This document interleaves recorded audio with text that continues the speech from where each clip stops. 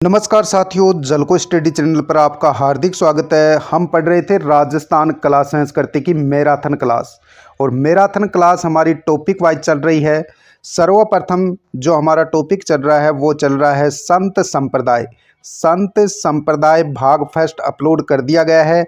आज भाग 2 रहेगा। संत संप्रदाय के जो PYQ क्वेश्चन रह गए हैं उनको व्याख्या सहित हम सोल्व करने वाले हैं इस वीडियो में और संत संप्रदाय को कंप्लीट करेंगे। फिर नेक्स्ट टॉपिक जो हमारा रहेगा वो रहेगा यानी राजस्थान के दुर्ग।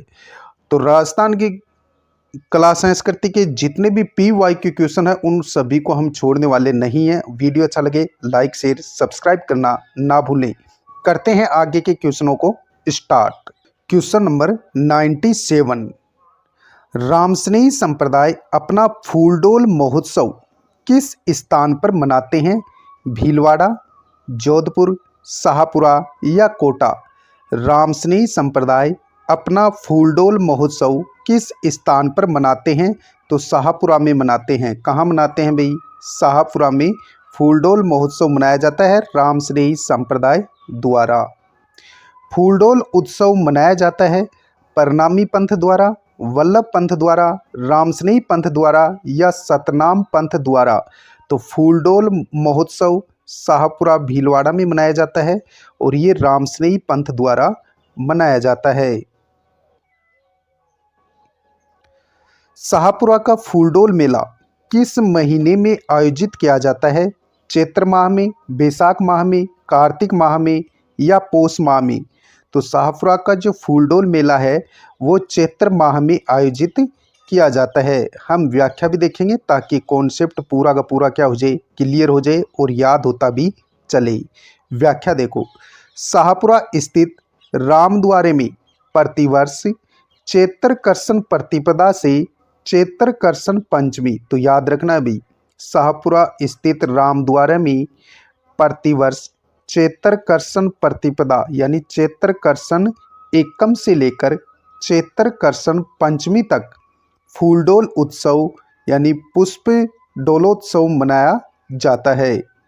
रामस्नेही संप्रदाय के संत गुलाबी रंग के वस्त्र धारण करते हैं। तो ये क्वेश्चन भी पूछा जा सकता है, रामस्नेही संप्रदाय के संत किस रंग के वस्त्र धारण करते हैं? तो गुलाबी रंग के वस्त्र धारण करते हैं। रामचरण जी के शिष्य रामजन जी ने रामचरण जी के सिद्धांतों के प्रसार में उल्लेखनीय योगदान दिया था। तो ये थे भाई रामचरण जी के शिष्य थे कौन? रामजन जी। रामजन जी जिनका नाम था, उन्होंने रामचरण जी के सिद्धांतों के प्रसार में उल्लेखनीय योगदान दिया था। इस संप्रदाय के संतों ने राम भक्ति के निर्गुण शाखा का व्यापक प्रचार किया था। तो क्वेश्चन पूछा जा सकता है जो रामस्नेही संप्रदाय है वो निर्गुण है या सगुण? तो रामस्नेही संप्रदाय भाई निर्गुण संप्रदाय है। 100 क्वेश्चन पर हम आ चुके हैं।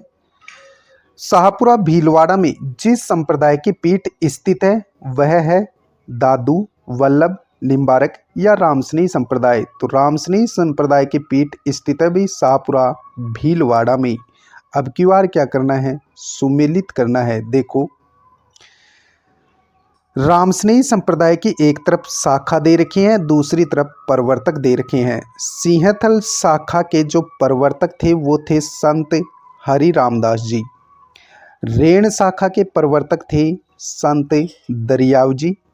खेड़प्पा शाखा के जो प्रवर्तक हैं वो संत रामदास जी हैं। सॉरी, फिर से देखो, सिंहथल शाखा के प्रवर्तक हैं संत हरि रामदास जी।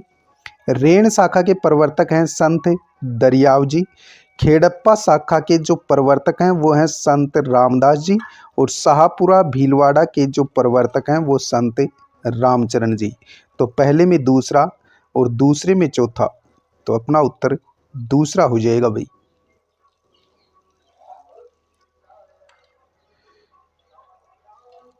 18वीं शताब्दी में राजस्थान में रेण, शाहपुरा, सिंहथल, खेड़प्पा किस संप्रदाय के प्रमुख केंद्र हैं? तो ये रामस्नेही संप्रदाय के प्रमुख केंद्र हैं। व्याख्या देखो, राजस्थान में शाहपुरा रामस्नेही संप्रदाय का प्रमुख केंद्र है। इस संप्रदाय की 4 प्रधान शाखाएं मानी जाती हैं। कितनी? 4 प्रधान शाखाएं मानी जाती हैं, जो कि हमने ऊपर देख ली है भाई। चलो फिर से देख लेते हैं उन 4 शाखाओं को। देखो, एक तरफ दे रखी है शाखा, दूसरी तरफ प्रवर्तक दे रखे हैं। जो रामस्नेही संप्रदाय है उसकी ये उप शाखाएं हैं। तो शाहपुरा भीलवाड़ा ये प्रधान शाखा है रामस्नेही संप्रदाय की, और इसके प्रवर्तक कौन हैं? रामचरण जी हैं। तो याद रखना है भाई, शाहपुरा भीलवाड़ा रामस्नेही संप्रदाय की प्रधान शाखा है और इसके प्रवर्तक हैं रामचरण जी। दूसरी शाखा है रेण, और रेण है भाई नागौर में, और इसके प्रवर्तक हैं दरियाव जी। तीसरी शाखा आती है सिंहथल, और सिंहथल है बीकानेर में, और इसके जो प्रवर्तक हैं वो हैं हरिराम दास जी। चौथी शाखा आती है खेड़ापा जोधपुर, और इसके प्रवर्तक कौन हैं? रामदास जी हैं। तो इस प्रकार आपको याद रखना है। बढ़ेंगे अगले सवाल की ओर। अगला सवाल देखो, रामस्नेही संप्रदाय की रेण शाखा की स्थापना किसने की थी? तो संत दरियाव जी ने की थी। रेण शाखा की स्थापना किसने की थी? संत दरियाव जी थे भाई।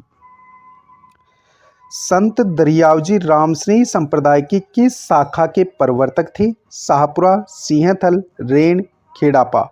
तो रेण शाखा के प्रवर्तक थे संत दरियाव जी। रामस्नेही संप्रदाय की रेण शाखा के प्रवर्तक थे। अब हम व्याख्या देखेंगे ताकि आपका जो कॉन्सेप्ट है वो क्या होता चले, क्लियर होता चले और याद होता चले। रेण शाखा, दरियाव जी का जन्म जेतारण पाली में माना जाता है। दरियाव जी का जन्म जेतारण पाली में मानसा तथा गीगाबाई के घर हुआ था। मानसा तथा गीगाबाई के घर हुआ था, और जेतारण पाली में जन्म हुआ था भाई दरियाव जी का। ये धूनिया पठान मुसलमान थे। कौन? दरियाव जी। धूनिया पठान मुसलमान थे। दरियाव जी रामस्नेही संप्रदाय की रेण शाखा के प्रवर्तक माने जाते हैं। इन्हीं के कारण रेण शाखा को दरिया पंथ के नाम से भी जाना जाता है। निशानी किस संत की प्रमुख रचना है? रामचरण जी, दरियाव जी, रामदास जी या हरिरामदास जी? निशानी किस संत की प्रमुख रचना है? हरिराम दास जी की रचना है भाई निशानी। याद रखना है, निशानी किस संत की प्रमुख रचना है? हरिराम दास जी की। निम्नलिखित में से रामस्नेही संप्रदाय की सिंहथल शाखा के प्रवर्तक संत कौन है? हरिराम दास जी, रामदास जी, संतोष दास जी या स्वामी रामचरण जी? रामस्नेही संप्रदाय की सिंहथल शाखा के प्रवर्तक, जो कि यानी सिंहथल शाखा बीकानेर में है, और इसके प्रवर्तक हैं हरिराम दास जी। व्याख्या। सिंहथल शाखा, रामस्नेही संप्रदाय की सिंहथल शाखा के प्रवर्तक संत हरिराम दास जी का जन्म सिंहथल बीकानेर में हुआ था। इन्होंने दुलचासर गांव में संत श्री जेमल दास जी रामस्नेही पंथ से दीक्षा ली थी। जो सिंहथल शाखा के प्रवर्तक थे संत हरिराम दास जी, इनका जन्म सिंहथल बीकानेर में हुआ था, और इन्होंने दुलचासर यानी इनका ये गांव है भाई, ये एक गांव है दुलचासर गांव में एक संत थे। कौन? जेमल दास जी। और जेमल दास जी से रामस्नेही पंथ की दीक्षा ली थी। किसने? संत हरिराम दास जी ने। हरिराम दास जी गृहस्थी थे भाई। हरिराम दास जी की प्रमुख जो रचना है वो निशानी है। इसमें प्राणायाम, समाधि व हठयोग के तत्वों का समावेश किया गया है। जो हरिराम दास जी की जो कृति है, रचना है, वो है निशानी, और इस निशानी रचना में प्राणायाम, समाधि और हठयोग के तत्वों का समावेश किया गया है। खेड़ापा शाखा के साधु किस रंग के वस्त्र पहनते हैं? लाल, पीला, श्वेत या भगवा? तो श्वेत वस्त्र पहनते हैं भाई। खेड़ापा शाखा के जो साधु हैं वो किस रंग का वस्त्र पहनते हैं? सफ़ेद रंग का। व्याख्या देख लेते हैं ताकि याद हो जाए। व्याख्या। खेड़ापा शाखा रामस्नेह संप्रदाय की खेड़ापा शाखा के प्रवर्तक संत श्री रामदास जी का जन्म भीकमकोर ग्राम जोधपुर में हुआ था। कहाँ हुआ था? भीकमकोर ग्राम था जोधपुर, वहाँ हुआ था संत रामदास जी का जन्म। ये मेघवाल जाति से थे। रामदास जी ने 24 ग्रंथों की रचना की थी। कितने ग्रंथ लिखे थे रामदास जी ने? 24 ग्रंथ लिखे थे, जिसमें प्रमुख हैं गुरु ग्रंथ महिमा, ग्रंथ भक्तमाल और ग्रंथ राम रक्षा। ये प्रमुख यानी 24 ग्रंथों में प्रमुख ग्रंथ हैं गुरु ग्रंथ महिमा, ग्रंथ भक्तमाला और ग्रंथ राम रक्षा। ये यानी कि रामदास जी के प्रमुख ग्रंथ है भाई। खेड़प्पा शाखा के साधु श्वेत वस्त्र धारण करते हैं। कैसे? श्वेत वस्त्र धारण करते हैं। आचार्य भिक्षु ने कौन सा पंथ चलाया था? भक्त पंथ, राम पंथ, अनुवर्त पंथ, तेरा पंथ। तो ये क्वेश्चन बहुत बार एग्जाम में टपक चुका है भाई। आचार्य भिक्षु ने कौन सा पंथ चलाया था? तेरा पंथ चलाया था। और आचार्य भिक्षु को भिक्खणजी भी कहा जाता है। तो भिक्खणजी ने तेरा पंथ चलाया था भाई। व्याख्या देखो, आचार्य भिक्षु, आचार्य भिक्षु इनका नाम भिक्खणजी भी आता है, का जन्म जोधपुर के कांटलिया गांव में 1726 ईस्वी को हुआ था। तो क्वेश्चन ये भी पूछा जा सकता है, आचार्य भिक्षु या भिक्खणजी का जन्म कहाँ हुआ था? तो जोधपुर के कांटलिया गांव में 1726 को हुआ था। 25 वर्ष की आयु में वे जैन आचार्य रघुनाथ जी के संप्रदाय में मुनि हो गए थे। 25 मात्र अल्प आयु में, 25 आयु के जब ये हुए तब ये जैन आचार्य रघुनाथ जी के संप्रदाय में मुनि हो गए थे। कौन? भिक्खणजी। आचार्य रघुनाथ से अलग होने के बाद भिक्षु का प्रथम चातुर्मास केलवा में हुआ था। कहाँ हुआ था? केलवा में हुआ था। आचार्य भिक्षु ने तेरा पंथ धर्म संघ की स्थापना किस दिन की थी? कार्तिक पूर्णिमा को, बैसाख पूर्णिमा को, श्रावणी पूर्णिमा को या आषाढ़ पूर्णिमा को? आचार्य भिक्षु ने तेरा पंथ धर्म संघ की स्थापना किस दिन की थी? तो आषाढ़ पूर्णिमा को की थी। आचार्य भिक्षु ने तेरा पंथ धर्म संघ की स्थापना कब की थी? तो याद रखना है, आषाढ़ पूर्णिमा को की थी। व्याख्या देखेंगे। व्याख्या, तेरा पंथ, आचार्य भिक्षु ने आषाढ़ी पूर्णिमा को केलवा में तेरा पंथ धर्म संघ की स्थापना की थी। तो याद रखना भी, आषाढ़ पूर्णिमा को तेरा पंथ धर्म संघ की स्थापना की थी। किसने? आचार्य भिक्षु ने। 13 नियमों में, यानी 13 पंथी क्यों कहा जाता है? क्योंकि इनके 13 नियम हैं। और 13 नियमों में जो मुख्य नियम है वो कौन कौन से? देखो, 5 महावर्त हैं, 5 समिति हैं और 3 गुप्ती हैं।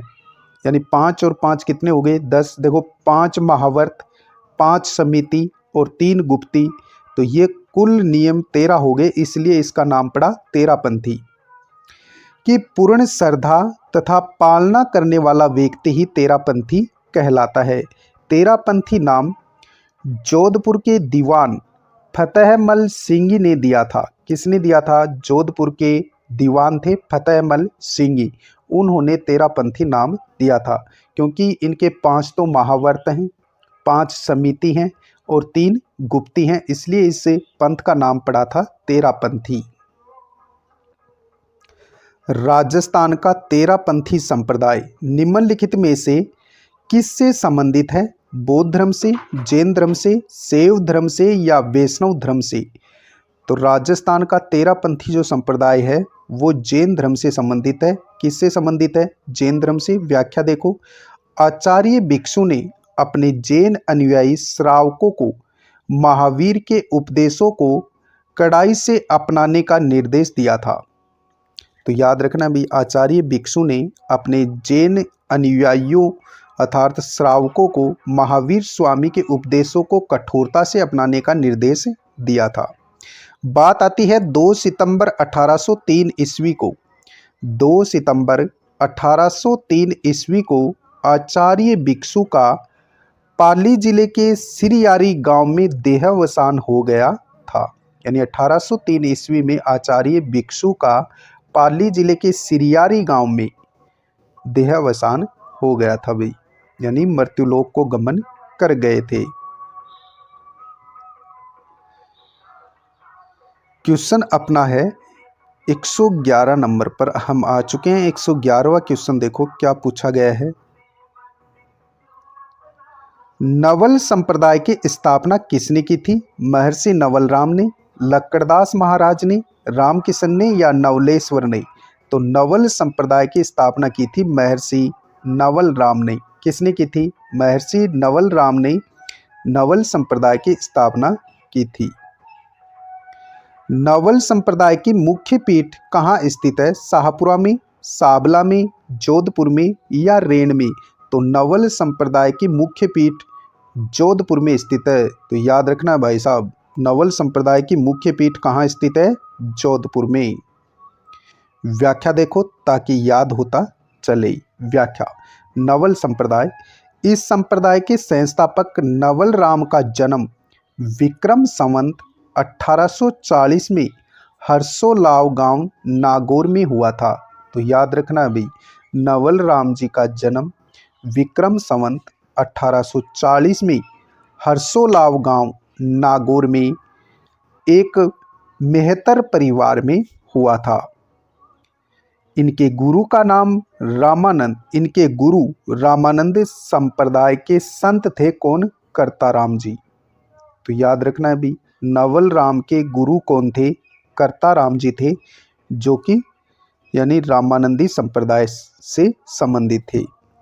नवलेश्वर अनुभव वाणी का संबंध नवल संप्रदाय से है। महर्षि ने सत्य, गुरु और ईश्वर भक्ति को मोक्ष प्राप्त करने में सहायक माना। इन्होंने एकेश्वरवाद का समर्थन किया था। किसने?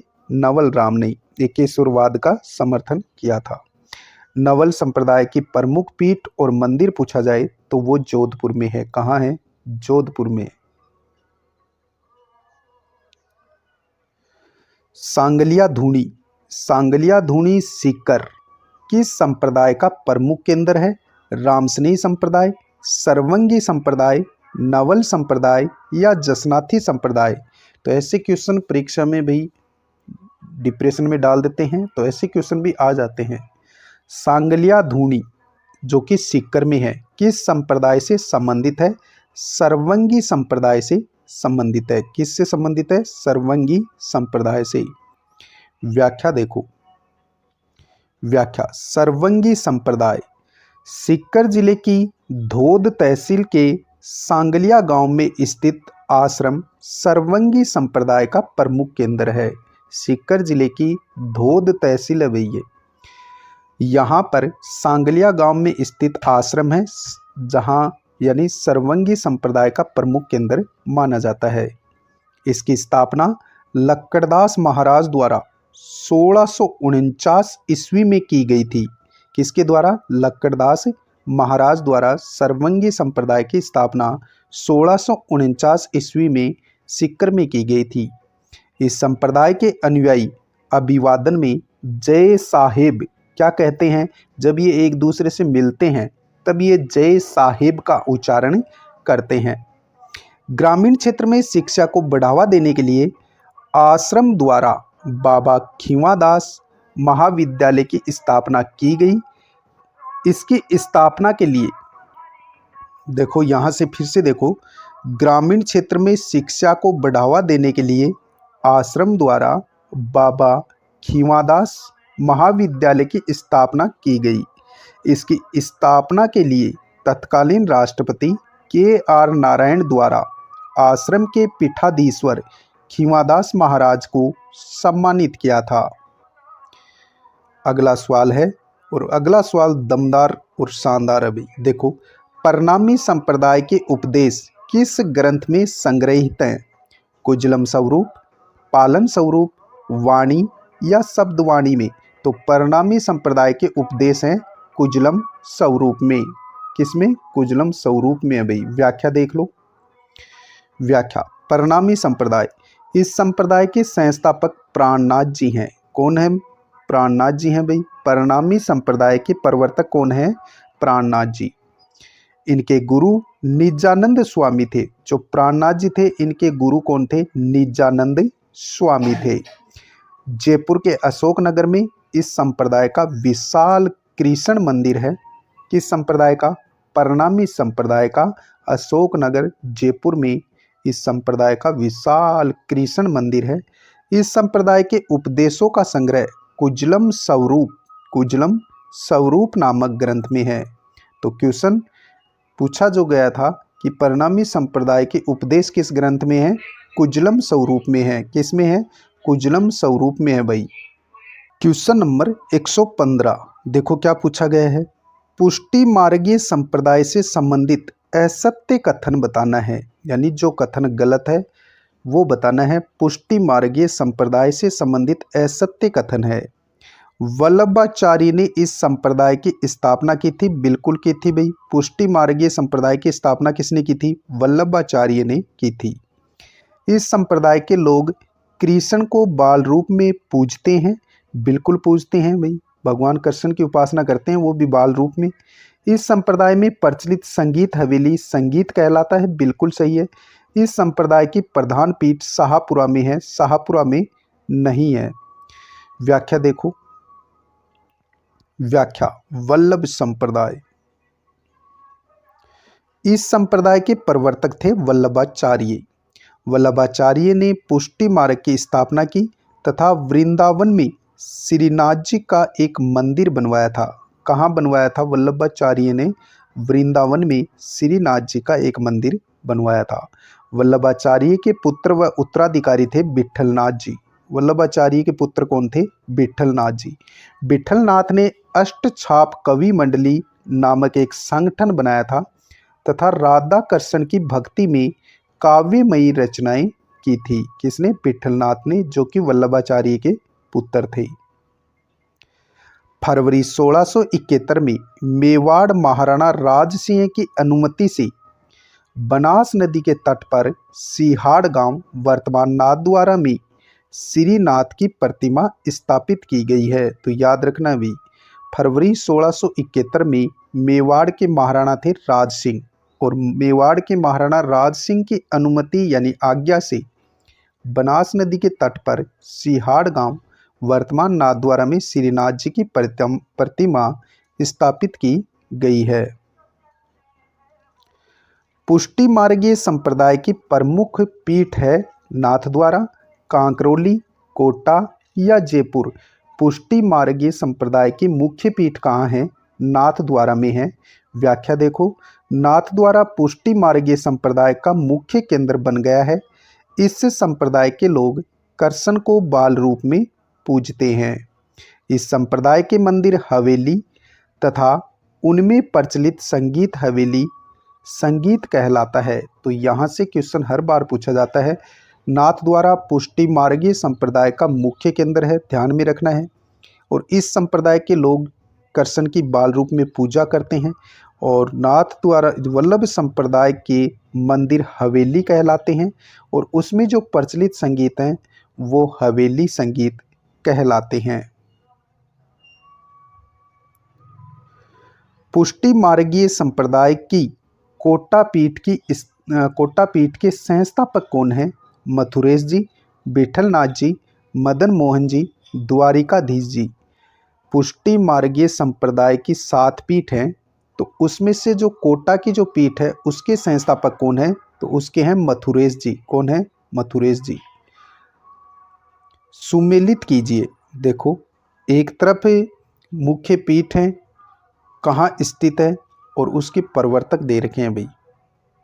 देखो, द्वारिकाधीश जो पीठ है वल्लभ संप्रदाय की, तो द्वारिकाधीश कहाँ है? कांकरोली में है। द्वारिकाधीश कहाँ है? द्वारिकाधीश कहाँ है? कांकरोली में। श्रीनाथ जी, तो ये कहाँ है? नाथद्वारा में। मथुराधीश जो पीठ है वल्लभाचार्य की, ये कोटा में है। और गोविंद देव जी ये जयपुर में है भाई। तो पहले में 4, फिर दूसरे में दूसरा, तो अपना ऑप्शन पहला रहेगा। द्वारिकाधीश जो पीठ है वो कांकरोली में है। श्रीनाथ जी जो है ये है नाथद्वारा में। ये वल्लभ संप्रदाय की प्रधान पीठें हैं भाई। जो 7 पीठें हैं उनमें से मथुराधीश पीठ कोटा में है और गोविंद देव जी मंदिर ये आपका जयपुर में है। तो पहला अपना उत्तर हो जाएगा। अब हम देखेंगे 7 पीठ कौन कौन सी हैं। पुष्टि संप्रदाय की प्रमुख पीठें। पीठ है, संस्थापक है और स्थान है भाई। पहली पीठ आती है वल्लभ संप्रदाय की, अर्थात पुष्टि संप्रदाय की जो पहली पीठ है वो है नाथद्वारा में और इसके संस्थापक हैं विट्ठल नाथ जी और ये कहाँ है, राजसमंद में है। दूसरी पीठ है कांकरोली में, कांकरोली में है और इसके जो संस्थापक हैं वो हैं द्वारिकाधीश जी और ये कहाँ है, राजसमंद में। तीसरी पीठ है कोटा में, पुष्टि संप्रदाय की तीसरी पीठ कहाँ है, कोटा में। इसके संस्थापक हैं मथुरेश जी और ये कहाँ है, कोटा में है भाई। चौथी पीठ आती है कामा में, कहाँ है, कामा में और इसके संस्थापक हैं गोकुल चंद्र जी। पुष्टि मार्ग की जो चौथी पीठ है वो कामा में है और इसके संस्थापक हैं गोकुल चंद्र जी और कामा कहाँ है, तो भरतपुर में है। पांचवी पीठ भी कामा में है और यहाँ पांचवी पीठ के संस्थापक हैं मदन मोहन जी और ये भी कहाँ है, भरतपुर में है। छठी पीठ आती है गोकुल। छठी पीठ गोकुल में है और गोकुल उत्तर प्रदेश में है भाई और इसके संस्थापक कौन है, गोकुल नाथ जी हैं। सातवीं पीठ है सूरत में और सूरत है गुजरात में और इसके संस्थापक हैं बालकृष्ण जी। तो ये 7 पीठें हैं पुष्टि संप्रदाय की।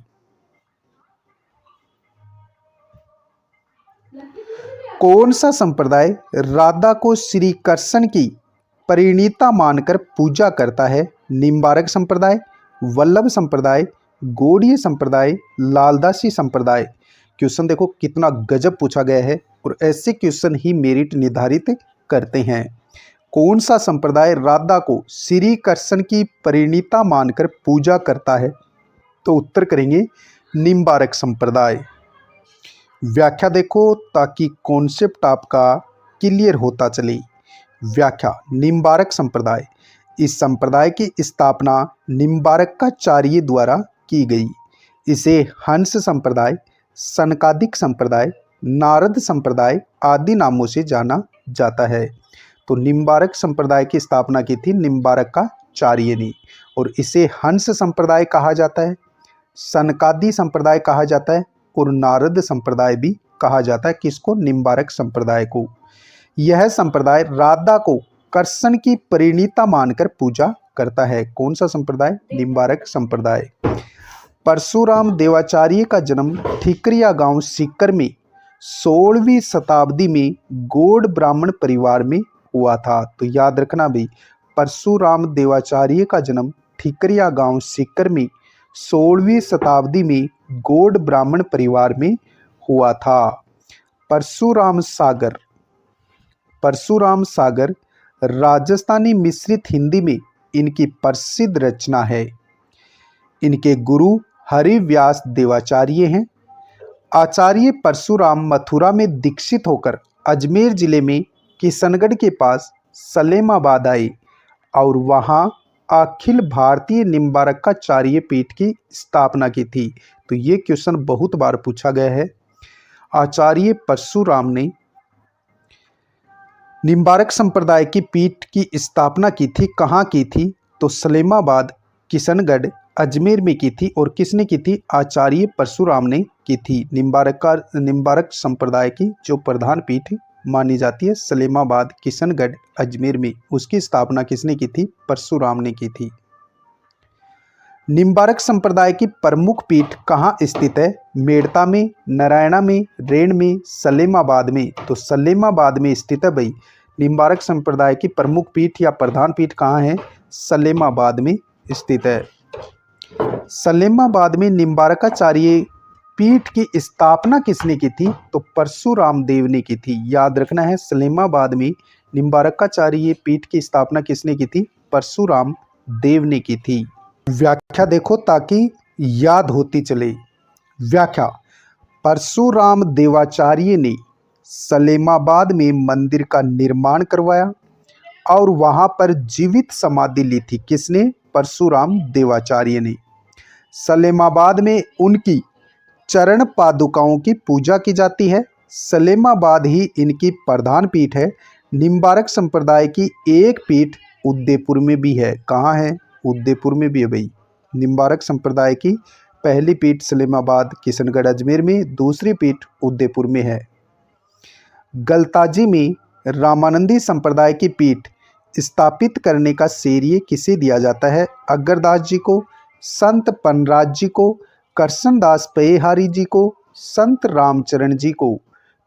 तो गलताजी में रामानंदी संप्रदाय की जो पीठ है उसे स्थापित करने का श्रेय कृष्णदास पयेहारी को दिया जाता है। निम्न में से किसने जयपुर में नाथों का प्रभाव समाप्त करके रामानंदी भक्ति परंपरा स्थापित की थी? पयेहारी स्वामी ने, अग्रदास जी ने, कृष्णदास जी ने, विठलदास जी ने। तो कृष्णदास जी ने जयपुर में नाथों का प्रभाव समाप्त करके रामानंदी भक्ति परंपरा की स्थापना की थी। किसने? कृष्णदास पयेहारी ने। व्याख्या देखो, रामानंदी संप्रदाय, कृष्णदास पयेहारी ने जयपुर महाराजा पृथ्वीराज के गुरु कौन थे?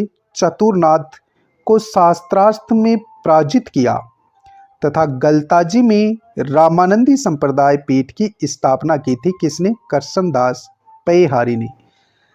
जयपुर के महाराजा थे पृथ्वीराज और पृथ्वीराज के गुरु थे चतुरनाथ, और चतुरनाथ को शास्त्र विद्या में पराजित किया था। किसने? कृष्णदास पयेहारी ने।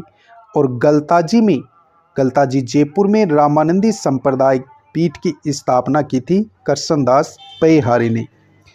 राम के अन्य भक्त कृष्णदास जी ने ब्रज भाषा में ब्रह्म गीता, ये भाई याद रखना है, ग्रंथ है, ब्रह्म गीता, प्रेम तत्व निरूपता, चरित जैसे ग्रंथों की रचना की थी कृष्णदास पयेहारी ने।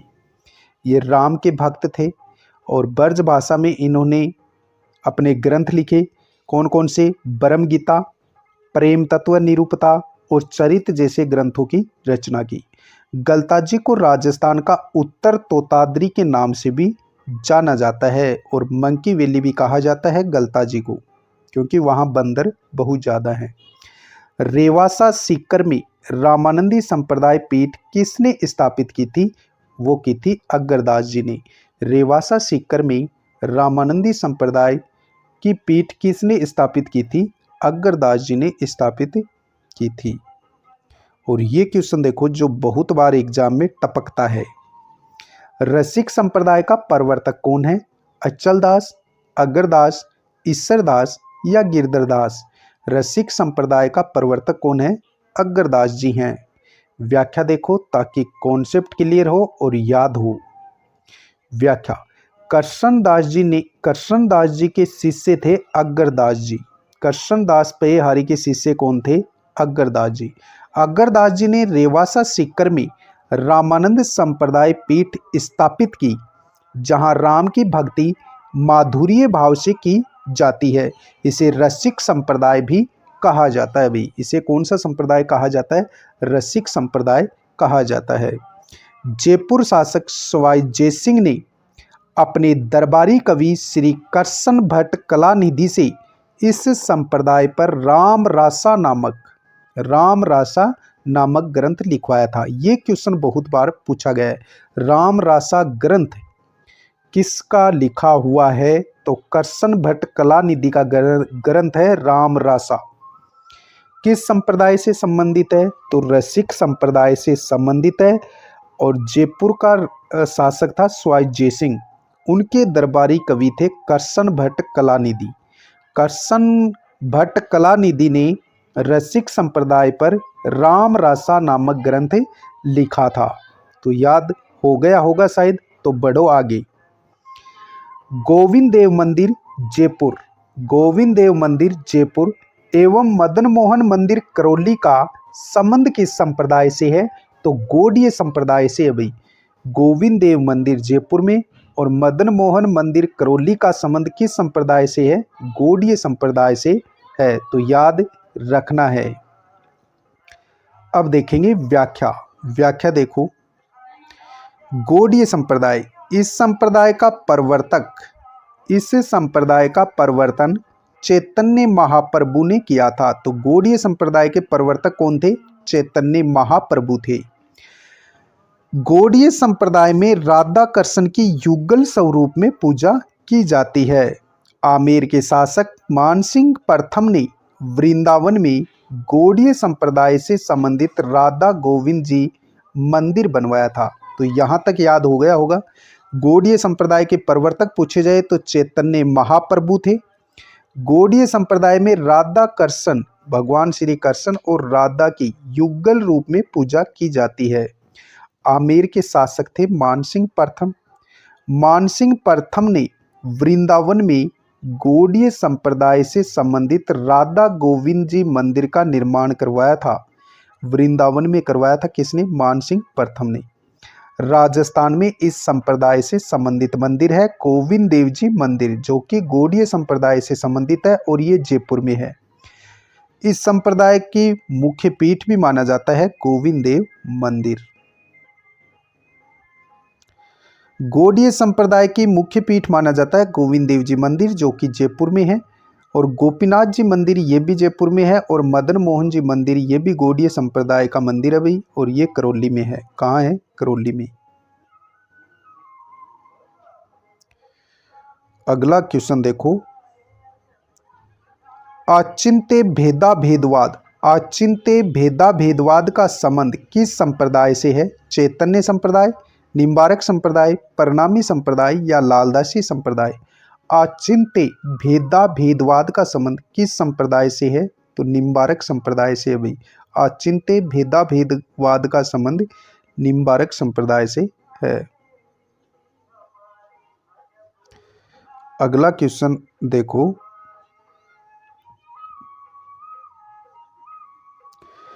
संत संप्रदाय को सुमेलित कीजिए। देखो, रामानुज ने जो चलाया था वो चलाया था विशिष्ट द्वैतवाद। रामानुज ने जो दर्शन दिया था वो दिया था विशिष्ट द्वैतवाद।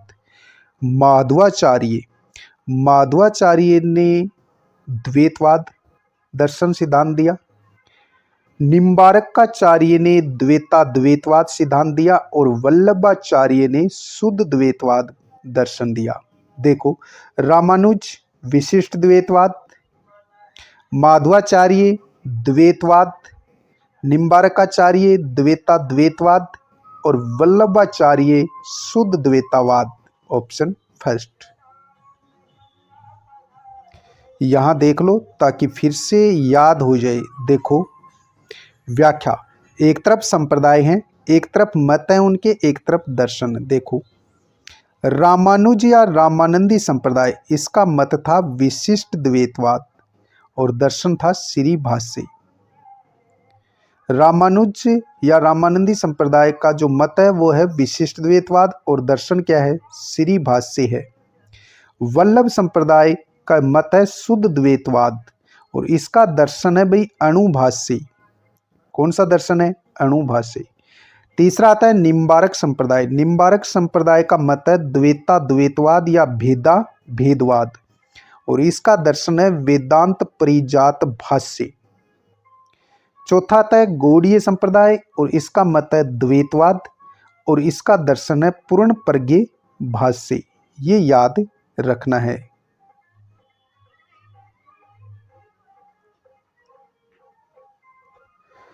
संत रामचरण जी का जन्म स्थल है धूलीदूब अलवर, डेहरा गांव अलवर, सोडा गांव बाड़मेर, चेतारण गांव पाली। संत रामचरण जी का जन्म कहाँ हुआ था? डेहरा गांव अलवर में हुआ था। व्याख्या देखो, चरणदास जी संप्रदाय। इस संप्रदाय के प्रवर्तक चरणदास जी का जन्म 1703 ईस्वी में भाद्रपद शुक्ल तृतीया को, कब? भाद्रपद शुक्ल तृतीया को अलवर के डेहरा गांव में हुआ था और किस जाति में? बनिया जाति में हुआ था। पिता का नाम मुरलीधर, पिता का नाम क्या था? मुरलीधर था और माता का नाम था कुंजोबाई। इनके बचपन का नाम था रणजीत। ये क्वेश्चन आ चुका है भाई। चरणदास जी का बचपन का नाम क्या था? रणजीत सिंह था भाई। तो याद रखना है, चरणदासी संप्रदाय यानी चरणदास जी का जन्म हुआ था डेहरा गांव अलवर में। चरणदासी संप्रदाय की प्रधान पीठ पूछी जाए तो दिल्ली में है। और चरणदास जी का जन्म 1703 ईस्वी में भाद्रपद शुक्ल तृतीया को डेहरा अलवर में हुआ और ये बनिया जाति से थे। पिता का नाम मुरलीधर था और माता का नाम कुंजोबाई था और बचपन का नाम पूछा जाए तो रणजीत सिंह था। चरणदास जी के गुरु का नाम था सुखदेव। ये क्वेश्चन भी बहुत बार एग्जाम में आ चुका है। चरणदास जी के गुरु कौन थे? सुखदेव थे। गुरु सुखदेव ने इन्हें दीक्षित कर चरणदास नाम दिया था। पहले नाम था रणजीत सिंह और गुरु इनके चरणदास जी के थे सुखदेव। तो चरणदास जी का नाम यानी जब इनको दीक्षित किया तब इसका नाम बदल करके रणजीत सिंह से नाम बदल करके क्या रख दिया? चरणदास। चरणदासी संप्रदाय में सगुण व निर्गुण दोनों विचारधाराओं का समावेश है तथा इसमें कर्षण लीलाओं का विशेष महत्व है। चरणदास जी ने श्रीमद् भागवत गीता को आधार ग्रंथ मानकर दिल्ली में योगा अभ्यास करके सिद्धि प्राप्त की तथा सदैव पीले वस्त्रों को धारण कर अनेक स्थानों पर भ्रमण करते हुए अपने उपदेश दिए थे। किसने? चरणदास जी ने। तो चरणदासी संप्रदाय की प्रधान पीठ कहाँ है? दिल्ली में है। चरणदासी संप्रदाय की प्रधान पीठ कहाँ स्थित है? तो ये दिल्ली में स्थित है भाई। कहाँ स्थित है? दिल्ली में। धर्म जहाज, भक्ति पदार्थ एवं नासकेत लीला रचनाएं निम्न में से किस संत की हैं? लालदास की, रामचरण जी की, सुंदरदास की या चरणदास जी की? तो चरणदास जी की हैं। इस क्वेश्चन को फिर से देखो भाई, बहुत बार एग्जाम में पूछा गया है। धर्म जहाज, भक्ति पदार्थ, नासकेत लीला रचनाएं निम्न में से किस संत की हैं? तो ये चरणदास जी की हैं। किसकी हैं? चरणदास जी की हैं। चरणदासी संप्रदाय की प्रधान पीठ एवं संत चरणदास जी की समाधि कहाँ है? तो दिल्ली में है। कहाँ है? दिल्ली में है भाई। व्याख्या, चरणदास जी की मृत्यु हुई थी 1782 में। जन्म हुआ था 1703 ईस्वी में और मृत्यु हुई थी 1782 ईस्वी में। कहाँ हुई? दिल्ली में हुई थी, जहां इनकी समाधि व बसंत पंचमी यानी माघ शुक्ल पंचमी को विशाल मेला भरता है। चरणदासी संप्रदाय की प्रधान पीठ भी कहाँ है? दिल्ली में है। इनकी छत्री जन्म स्थान डेहरा अलवर में बनी हुई है। चरणदास जी की प्रमुख रचनाएं हैं ब्रह्म ज्ञान सागर, ब्रह्मचरित, भक्ति सागर, ज्ञान सौरोदय, धर्म जहाज, भक्ति पदार्थ एवं नासकेत लीला। एक बार फिर से देख लो, चरणदास जी की प्रमुख रचनाएं ब्रह्म ज्ञान सागर, ब्रह्मचरित, भक्ति सागर, ज्ञान सौरोदय, धर्म जहाज, भक्ति पदार्थ और नासकेत लीला। चरणदास जी इन्होंने नादिर शाह के आक्रमण की भविष्यवाणी की थी। तो ये क्वेश्चन भी पूछा गया है, किस संत ने नादिर शाह के आक्रमण की भविष्यवाणी की थी? चरणदास जी ने। विनय मल्लिका नामक ग्रंथ की रचना किसने की थी? संत दयाबाई ने, संत सहजोबाई ने, संत लालदास जी ने, संत करमेती बाई ने। विनय मल्लिका नामक ग्रंथ की रचना किसने की थी? संत दयाबाई ने विनय मल्लिका नामक ग्रंथ की रचना की थी। नारी संत दयाबाई किसकी शिष्या थी? संत चरणदास जी की शिष्या थी। किसकी शिष्या थी भाई? संत चरणदास जी की शिष्या थी। सहजोबाई का गुरु कौन था? तो सहजोबाई का गुरु था चरणदास जी। याद रखना है, दयाबाई और सहजोबाई के गुरु कौन थे? चरणदास जी। बोली जिसमें भक्ति संत सहजोबाई तथा दयाबाई की रचनाएं प्राप्त होती हैं तो वो है बोली मेवाती। मेवाती बोली में है सहजोबाई और दयाबाई की रचनाएं। व्याख्या देख लो। व्याख्या, चरणदास जी की शिष्या थी दयाबाई, तो दयाबाई ने लिखा था दयाबोध व विनय मल्लिका ग्रंथ नामक ग्रंथ की रचना की, और सहजोबाई ने 16 तिथि और सहज प्रकाश ग्रंथ की रचना की थी। एक बार फिर से देखो, चरणदास जी की शिष्या दयाबाई ने दयाबोध व विनय मल्लिका नामक ग्रंथ की रचना की थी। किसने? दयाबाई ने दयाबोध और विनय मल्लिका नामक ग्रंथ की रचना की। सहजोबाई ने 16 तिथि और सहज प्रकाश ग्रंथ की रचना की। दयाबाई व सहजोबाई की ये रचनाएं मेवाती भाषा में रचित हैं।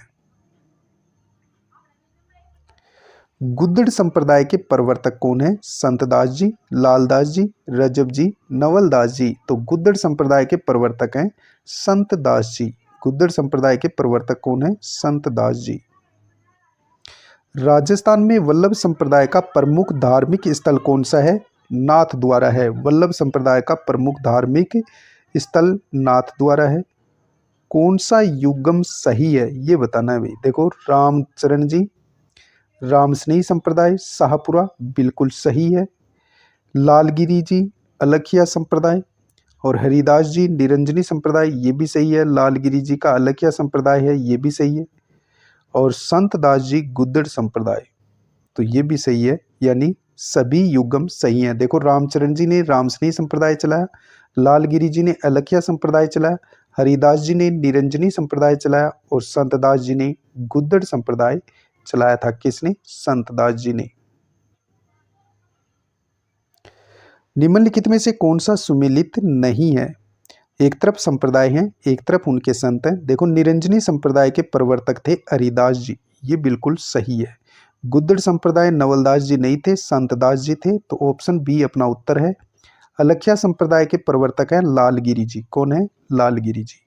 निष्कलंक संप्रदाय चलाया था संत माव जी ने, जिनका जन्म साबला डूंगरपुर में हुआ था।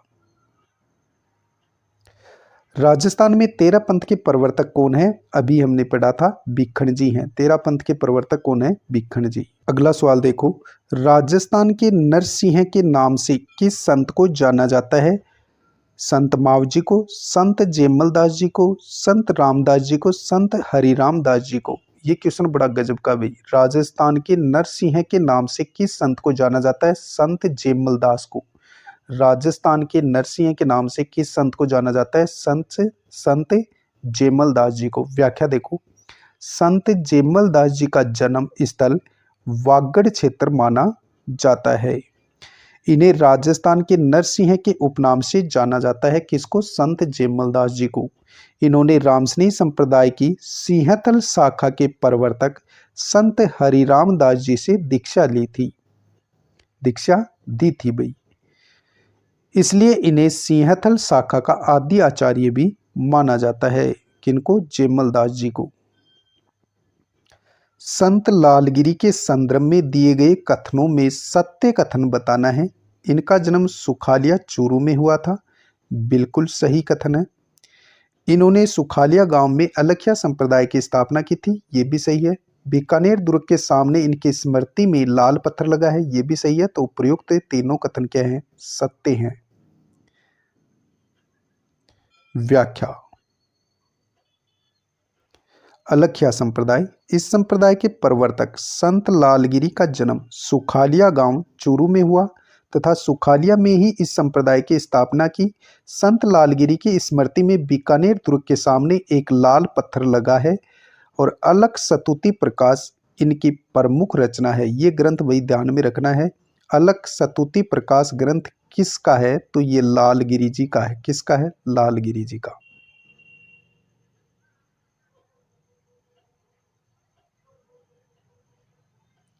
आचार्य तुलसी ने अणुव्रत आंदोलन का प्रारंभ कहाँ से किया था? तो ये किया था भाई सरदार शहर चूरू से किया था। आचार्य तुलसी ने अणुव्रत आंदोलन का प्रारंभ कहाँ से किया था? सरदार शहर से किया था। अणुव्रत आंदोलन के प्रवर्तक कौन थे? आचार्य श्री तुलसी जी थे। व्याख्या देख लो ताकि पूरा का पूरा याद हो जाए। आचार्य तुलसी का जन्म 20 अक्टूबर 1914 को लाडनू नागौर में हुआ था। आचार्य तुलसी का जन्म 20 अक्टूबर 1914 को लाडनू नागौर में झुम्मरमल तथा वंदना के घर हुआ था। तो याद रखना है भी, आचार्य तुलसी का जन्म 20 अक्टूबर 1914 को लाड़नू नागौर में हुआ। पिता का नाम था झुम्मरमल, माता का नाम था वंदना। ये जैन श्वेतांबर संप्रदाय के 9वें आचार्य थे। कौन से नंबर के आचार्य थे? श्वेतांबर संप्रदाय, जैन धर्म में श्वेतांबर संप्रदाय के 9वें आचार्य थे। सांप्रदायिक सौहार्द के उद्देश्य से 1 मार्च 1949 को सरदार शहर कस्बे में आचार्य तुलसी ने अणुव्रत आंदोलन की शुरुआत की थी 1 मार्च 1949 को। इनका कहना है कि मैं सबसे पहले मानव हूँ, फिर धार्मिक, उसके बाद जैन और धर्माचार्य। ये इनका स्टेटमेंट है भाई। आचार्य तुलसी विसर्जन, इन्होंने विसर्जन का सूत्र दिया तथा कहा कि संग्रह करना पाप है। जैन विश्व भारती इन्हीं के सपनों का साकार रूप है। किन के सपनों का? आचार्य तुलसी के सपनों का। खंडेला में ठाकुर बिहारी मंदिर का निर्माण किसकी स्मृति में हुआ था? तो संत करमेती बाई की स्मृति में हुआ था भाई। खंडेला में ठाकुर बिहारी मंदिर का निर्माण किसकी स्मृति में हुआ था? संत करमेती बाई की स्मृति में हुआ था। व्याख्या देखो, व्याख्या। संत करमेती बाई खंडेला के श्री परशुराम काथड़िया की पुत्री करमेती बाई कृष्ण भक्त थी। इन्होंने वृंदावन में ब्रह्मांड में साधना की। इनकी स्मृति में खंडेला के ठाकुर ने बिहारी मंदिर खंडेला में बनवाया था। तो खंडेला में श्री परशुराम काथड़िया की पुत्री थी कौन? करमेती बाई। और करमेती बाई भगवान कृष्ण की भक्त थी और इन्होंने वृंदावन में ब्रह्मांड में साधना की थी। इनकी स्मृति में खंडेला के ठाकुर ने बिहारी मंदिर खंडेला में बनवाया था। अगला क्वेश्चन देखो, वागड़ की मीरा के रूप में प्रसिद्ध है भूरीबाई, गौरी देवी, गौरीबाई या रानी रूपादेई? वागड़ की मीरा के रूप में प्रसिद्ध कौन है? गौरीबाई। व्याख्या। गौरीबाई, गौरीबाई ने कृष्ण को पति के रूप में स्वीकार कर भक्ति की थी मीरा की तरह। डूंगरपुर महारावल शिव सिंह थे। डूंगरपुर महारावल शिव सिंह ने गौरीबाई के प्रति श्रद्धा रखते हुए बाल मुकुंद मंदिर का निर्माण करवाया था। किसने? डूंगरपुर महारावल शिव सिंह ने। सही सुमेलित नहीं है, ये बताओ भाई। सही सुमेलित नहीं है। एक तरफ संत है, दूसरी तरफ संबंधित स्थल है। भूरीबाई अलख सादरगढ़ उदयपुर दे रखा है, बिल्कुल सही है। ज्ञानमती बाई संबंधित स्थल है गजगोर जयपुर, ये भी सही है। और रानी रूपादेई सादड़ी प्रतापगढ़ नहीं है, ये गलत है। और कर्माबाई, इनका जो संबंधित स्थल है वो है नागौर। संत भूरीबाई अलख का कार्य क्षेत्र था मारवाड़, मेवाड़, वागड़, गोडवाड़। संत भूरीबाई अलख का कार्य क्षेत्र पूछा है तो वो था मेवाड़। व्याख्या देखो। रूपादेई, निर्गुण भक्ति संत रानी रूपादेई मारवाड़ शासक राव मलिनाथ की पत्नी थी भाई। कौन? रूपादेई। संत भूरीबाई अलख का कार्य क्षेत्र पूछा है, मेवाड़ था। रूपादेई निर्गुण भक्ति संत थी जो रानी रूपादेई मारवाड़ शासक राव मलिनाथ की पत्नी थी। इनके गुरु नाथ जागी उगमसी थे भाई। नाथ जागी उगमसी थे रूपादेई के गुरु। और रूपादेई कौन थी? मारवाड़ के शासक मलिनाथ जी की पत्नी थी। भूरीबाई कौन थी? देखो, भूरीबाई का जन्म सादरगढ़ उदयपुर में हुआ। इन्होंने सगुण व निर्गुण दोनों ही भक्ति परंपराओं का समर्थन किया था। किसने? भूरीबाई अलख ने। ख्वाजा मोइनुद्दीन चिश्ती के संदर्भ में सत्य कथन बताना है। मोहम्मद गोरी ने इन्हें सुल्तान उल हिंद की उपाधि दी थी। बिल्कुल दी थी भाई। ख्वाजा मोइनुद्दीन चिश्ती को मोहम्मद गोरी ने सुल्तान उल हिंद की उपाधि दी। बिल्कुल सही है। अजमेर दरगाह का निर्माण इल्तुतमिश ने करवाया था। बिल्कुल करवाया था।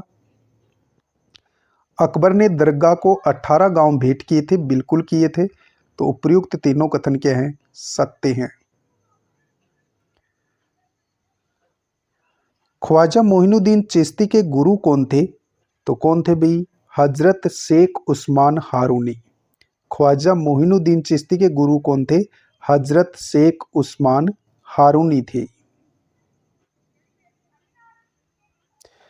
अजमेर के ख्वाजा मोइनुद्दीन चिश्ती किस सूफी सिलसिले से संबंधित हैं? तो ये चिश्ती सिलसिले से संबंधित हैं। व्याख्या देख लेते हैं ताकि कॉन्सेप्ट पूरा क्लियर हो जाए। व्याख्या देखो, चिश्ती संप्रदाय सिलसिला। इस संप्रदाय के प्रवर्तक ख्वाजा मोइनुद्दीन चिश्ती का जन्म सजरी गांव फारस में हजरत ख्वाजा सैद तथा बीबी शाही नूर के यहाँ हुआ था। तो सजरी गांव फारस में हुआ था ख्वाजा मोइनुद्दीन चिश्ती का जन्म। पिता कौन थे? हजरत ख्वाजा सैद थे और बीबी शाही नूर इनकी माता का नाम था। इनके गुरु कौन थे? तो इनके गुरु थे हजरत शेख उस्मान हारूनी व अब्दुल्ला अंसारी थे। दो गुरु थे भाई, एक तो थे हजरत शेख उस्मान हारूनी, दूसरे गुरु थे अब्दुल्ला अंसारी। उस्मान हारूनी को अब्बू नूर तथा अब्बू मसूर के नाम से भी जाना जाता है। ख्वाजा मोइनुद्दीन चिश्ती 1192 ईस्वी में ख्वाजा मोइनुद्दीन चिश्ती 1192 ईस्वी में मोहम्मद गोरी के साथ भारत आए और अजमेर में चिश्तिया सिलसिले की नींव डाली थी। अजमेर में इनकी प्रसिद्ध दरगाह है जिसमें हर वर्ष रजब माह में उर्स भरता है, जो भारत का सबसे बड़ा उर्स है। इन्होंने भारत में कव्वाली परंपरा की शुरुआत की थी। किसने? ख्वाजा मोइनुद्दीन चिश्ती ने। सन्यासियों के सुल्तान अर्थात सुल्तान उल तारिकीन के उपनाम से किसे जाना जाता है? तो पीर फखरुद्दीन को जाना जाता है भाई। शेख हमूमुद्दीन नागौरी को जाना जाता है। इस क्वेश्चन को फिर से देखो भाई। सन्यासियों के सुल्तान अर्थात सुल्तान उल तारिकीन के उपनाम से किसे जाना जाता है? शेख हमूमुद्दीन नागौरी को।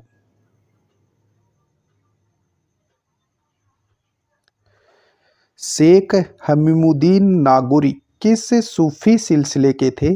सुहरावर्दी, मगरिबी, चिश्ती या कादरी? शेख हमूमुद्दीन नागौरी किस सूफी सिलसिले से संबंधित हैं? तो चिश्ती सिलसिले से संबंधित हैं। व्याख्या देखो, शेख हमूमुद्दीन नागौरी जिन्हें सन्यासियों के सुल्तान उल तारिकीन के उपनाम से प्रसिद्ध शेख हमूमुद्दीन नागौरी की प्रमुख दरगाह सुहाल गांव नागौर में है। तो शेख हमूमुद्दीन नागौरी को सुल्तान उल तारिकीन के उपनाम से जाना जाता है, सन्यासियों का सुल्तान कहा जाता है और इनकी दरगाह कहाँ है? सुहाल गांव नागौर में है। ख्वाजा मोइनुद्दीन चिश्ती ने इन्हें सुल्तान उल तारिकीन की उपाधि प्रदान की थी। किसने? ख्वाजा मोइनुद्दीन चिश्ती ने सुल्तान उल तारिकीन की उपाधि से नवाजा था शेख हमूमुद्दीन नागौरी को। इल्तुतमिश द्वारा इन्हें शेख उल इस्लाम की उपाधि प्रदान की गई, परंतु इन्होंने इसे स्वीकार नहीं किया। भारतवर्ष में अजमेर के ख्वाजा साहब के उर्स के बाद दूसरा बड़ा उर्स हमूमुद्दीन नागौरी का ही लगता है। ये कृषि से अपनी आजीविका चलाते थे। इल्तुतमिश ने इन पर श्रद्धा के फलस्वरूप इनके खानकाह के मुख्य द्वार पर बुलंद दरवाज़ा बनवाया। उसका नाम ए तारिकीन का दरवाज़ा रखा था। शेख हमूमुद्दीन नागौरी के आध्यात्मिक उत्तराधिकारी ख्वाजा मखदूम हुसैन नागौरी ने पैगंबर मोहम्मद साहब के नाम पर नागौर में कुरान के 30 ग्रंथ तैयार कर नूरू नबी नाम रखा तथा नागौर में रसूल बाड़ी नाम से एक उद्यान तथा मुस्तफा सागर तालाब बनवाया था। 155 नंबर का क्वेश्चन देखो, निम्न में से किस सूफी संत ने नागौर में सुहरावर्दी सूफी सिलसिले की स्थापना की थी? पीर फखरुद्दीन, हजरत शक्कर पीर, ख्वाजा मोइनुद्दीन, काजी हमूमुद्दीन नागौरी। तो उत्तर होगा काजी हमूमुद्दीन नागौरी। निम्न में से किस सूफी संत ने नागौर में सुहरावर्दी सूफी सिलसिले की स्थापना की थी? काजी हमीमुद्दीन नागौरी ने। व्याख्या देखो।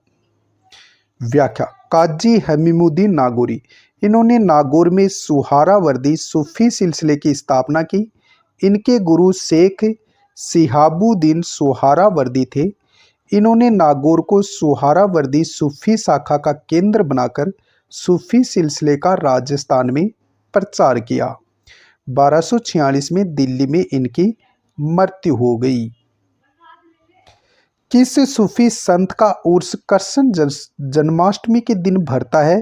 तो हजरत शक्कर पीर का उर्स भरता है भाई। कृष्ण जन्माष्टमी को हजरत शक्कर पीर का उर्स भरता है। व्याख्या देखो। बागड़ के धनी हजरत शक्कर पीर की दरगाह नरहड़ गांव चिड़ावा झुंझुनू में है। यह दरगाह सांप्रदायिक सद्भाव का अनूठा स्थल है, जहां कृष्ण जन्माष्टमी के दिन उर्स भरता है। बादशाह अकबर ने अपने पुत्र सलीम का नाम इन्हीं के शिष्य शेख सलीम चिश्ती के नाम पर रखा था। इनका खानकाह है फतेहपुर सीकरी आगरा में स्थित है। दाऊदी बोहरा समाज के पीर फखरुद्दीन की दरगाह किस पीर फखरुद्दीन की दरगाह स्थित है? जालोर, नरहड़ में, गलियाकोट में, चित्तौड़ में। तो पीर फखरुद्दीन की दरगाह कहाँ स्थित है? गलियाकोट, डूंगरपुर में। पीर फखरुद्दीन बाबा जी की मजार किस नदी के तट पर स्थित है? तो ये माही नदी के तट पर स्थित है भाई।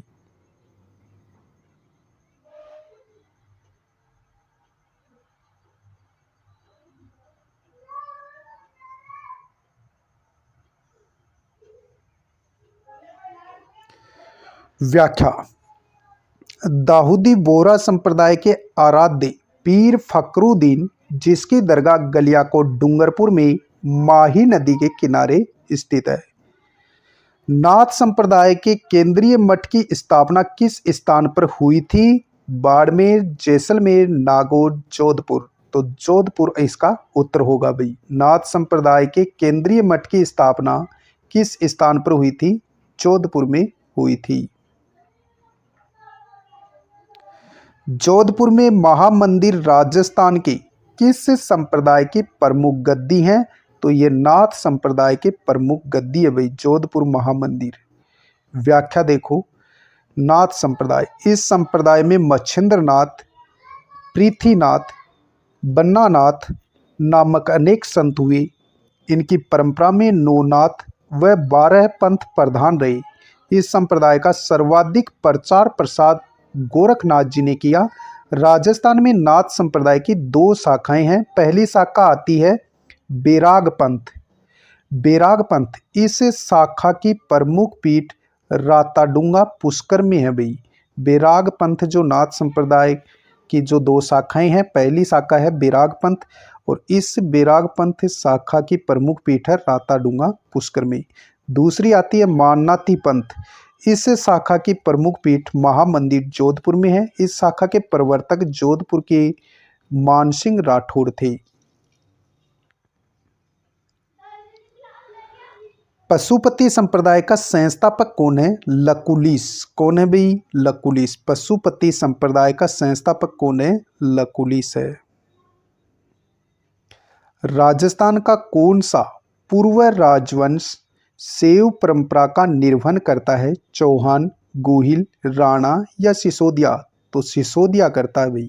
राजस्थान का कौन सा पूर्व राजवंश शैव परंपरा का निर्वहन करता है? सिसोदिया वंश। व्याख्या, लकुलिस संप्रदाय पाशुपत के प्रचारक लकुलिस नामक साधु थे। कैलाशपुरी उदयपुर में बप्पा रावल ने एकलिंग मंदिर शिव का निर्माण करवाया, जो लकुलिस संप्रदाय का प्रसिद्ध मंदिर है। हारित ऋषि का संबंध इसी संप्रदाय से है। उंद्रिया पंथ का संबंध किससे है? भील, मीणा, ग्रासिया, सहरिया। ये क्वेश्चन बहुत बार टपका है भाई। उंद्रिया पंथ का संबंध किससे है? भील से है।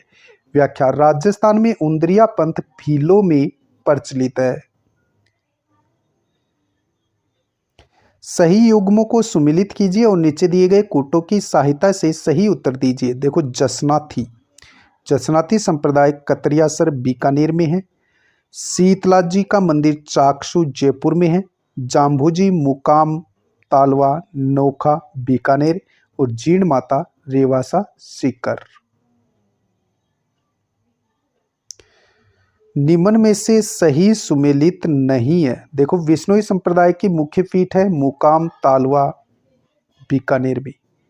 जसनाती संप्रदाय की प्रधान पीठ है कतरियासर बीकानेर में। रामसनेही संप्रदाय की पीठ शाहपुरा भीलवाड़ा में है, तो ये गलत है। और लालदासी संप्रदाय की प्रधान पीठ है धौलीधुप अलवर में। तो इस प्रकार हमारी जो मैराथन क्लास चल रही थी कला संस्कृति की, तो आज पहला टॉपिक संत संप्रदाय का हमने कंप्लीट कर लिया है। मिलेंगे नए वीडियो में, तब तक के लिए जय हिंद।